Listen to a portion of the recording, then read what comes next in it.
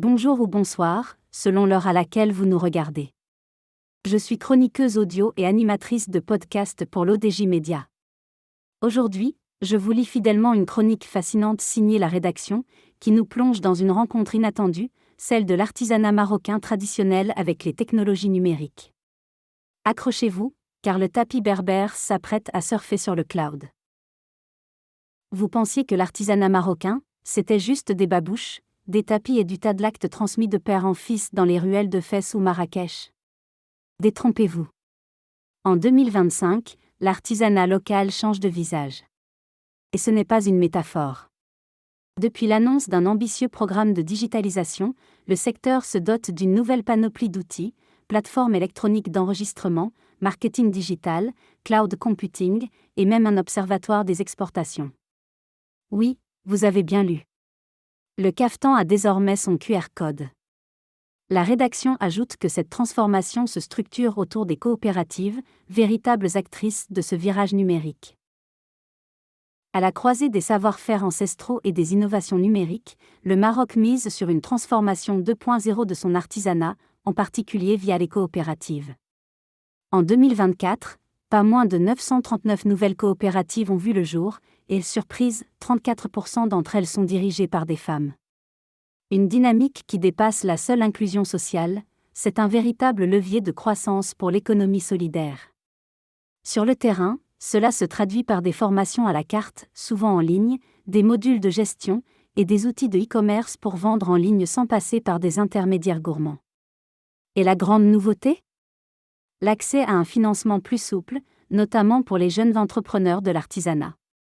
Selon la rédaction, ces évolutions dessinent le profil d'un artisan nouvelle génération, à la fois créatif et connecté.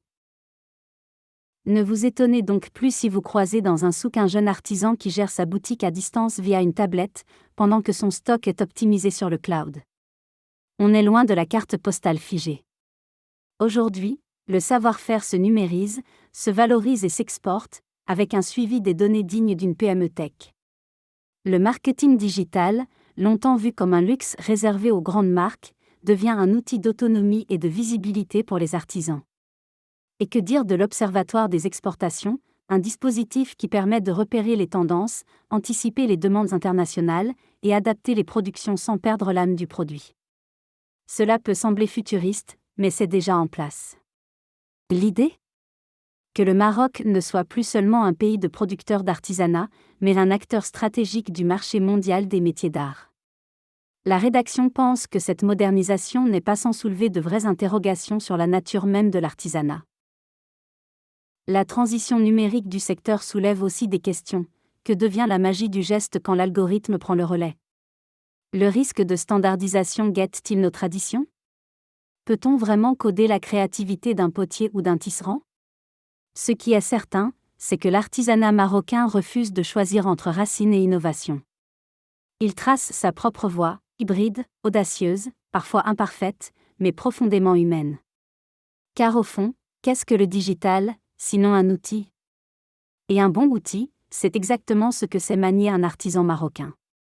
La rédaction conclut en posant une dernière question. La révolution numérique n'est-elle pas, parfois, un mirage ?